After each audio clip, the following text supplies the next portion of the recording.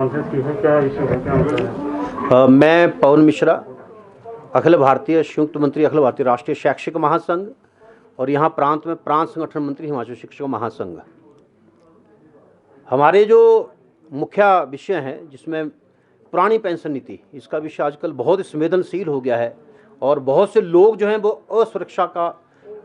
असुरक्षित महसूस कर रहे हैं। तो माननीय मुख्यमंत्री जी से 23 अभी अप्रैल को बात लिखी की हमने विषय रखा कि भी पुरानी पेंशन नीति पर आपको सोचना चाहिए। उन्होंने कहा कि मैं जल्द ही एक कमेटी की घोषणा करने वाला हूं, क्योंकि पुरानी पेंशन का मुद्दा केंद्र से जुड़ा हुआ है। तो हम कमेटी बनाकर कैसे जो कर्मचारी हैं उनको सुरक्षित किया जा सके, तो उस पर हम जल्दी कमेटी में सुझाव केंद्र से देंगे और सरकार जो राज्य सरकार जो कर पाई वो हम करेंगे। इसमें दूसरा विषय जो बहुत ही महत्वपूर्ण था कि ये जो टीजीटी से प्रवक्ता बनते थे, प्रवक्ता से मुख्याध्यापक बनते थे पहले, पर 2010 में बंद कर दिया कि जो प्रवक्ता बन जाएगा वो प्रवक्ता के रास्ते प्रधानाचार्य बन जाएगा और टीजीटी से मुख्याध्यापक के रास्ते प्रधानाचार्य बन जाएगा। तो हमके जो पहले दोहरी जो ऑप्शन थी टीजीटी को बहाल किए जाए। अगर बहाल नहीं कर सकते हैं तो जो लोग टीजीटी से प्रवक्ता बन गए और वो प्रवक्ता से जब प्रधानाचार्य बनेंगे तो वो उनका कोटा वहाँ जोड़कर प्रवक्ता से प्रधानाचार्य के लिए 75% का कोटा दिया जाए और मुख्याध्यापकों के लिए 25% का कोटा दिया जाए। और एक एसएमसी का मुद्दा है, सभी जो पैट पैरा पीटीए जितने भी थे सबको जो है नियमित कर दिया गया, पर एक एसएमसी वर्ग छूट गया है।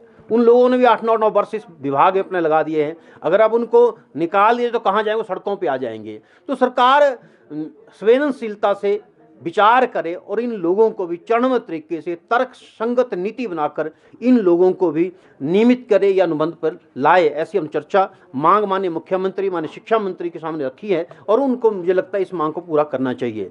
शिक्षा विभाग में जो टीजीटी है वो प्रारंभिक शिक्षा निदेशालय के अधीन आते हैं, परंतु जब आप पूरे स्कूलों में देखेंगे तो अधिकांश जो टीजीटी हैं प्रशिक्षणार्थक हैं वो हाई स्कूलों में काम करते हैं या राजकीय वरिष्ठ माध्यमिक पाठशालाओं में काम करते हैं जो कि उच्च शिक्षा के अधीन आती हैं।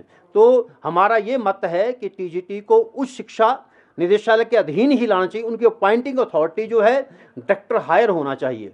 तो ऐसा मांग हमने रखी है और उससे जो प्रमोशन वगैरह में बहुत सी पेशगी आती है वो भी जो है दूर हो जाएंगी। और अपने एलटी और भाषा अध्यापक शास्त्री जो हैं ये बहुत समय से जो है ये मांग चल रही है कि भाई बहुत से जो अध्यापक हैं, चाहे भाषा अध्यापक हों चाहे शास्त्री हों, ये जो हैं इनकी योग्यता लगभग टीजीटी के बराबरी होती है।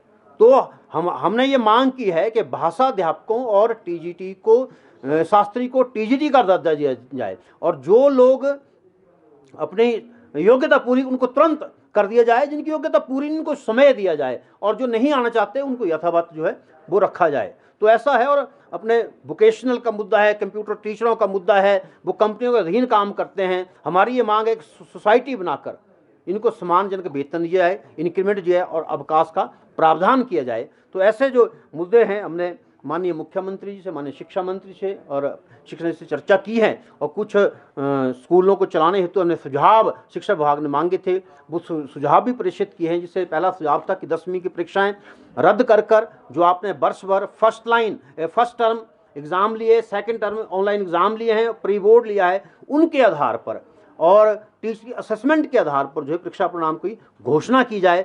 फर्स्ट टर्म का 30%, सेकेंड टर्म का 30%, प्री बोर्ड का 25% और अध्यापकों का असेसमेंट 15%। ऐसे करके ये 100% बन जाते हैं और रोटेशन पद्धति के आधार पर अध्यापकों को भी बाकी कर्मचारियों की तरह स्कूल बुलाया जाए, जिससे बच्चों के दाखिले प्रभावित ना हो और ऑनलाइन पढ़ाई तुरंत प्रभाव से शुरू कर दी जाए। और सरकार चाहे तो ऐसा करें कि स्कूल वही लोग आ सकें जिन्होंने टीकाकरण किया हो, जो टीकाकरण के योग्य हैं, बच्चे हैं चाहे अध्यापक हैं, उनको टीकाकरण अनिवार्य किया जाए। तो ऐसे बिंदुओं पर लगभग हमने सरकार से चर्चा की है। और एक जो प्रधानाचार्य और मुख्याध्यापक पदोन्नत होकर बनते हैं, ये वीईओ बनते हैं, सीएसटी बनती है, इनके लिए 3 महीनों की प्रशासनिक कार्यशाला का आयोजन किया जाए।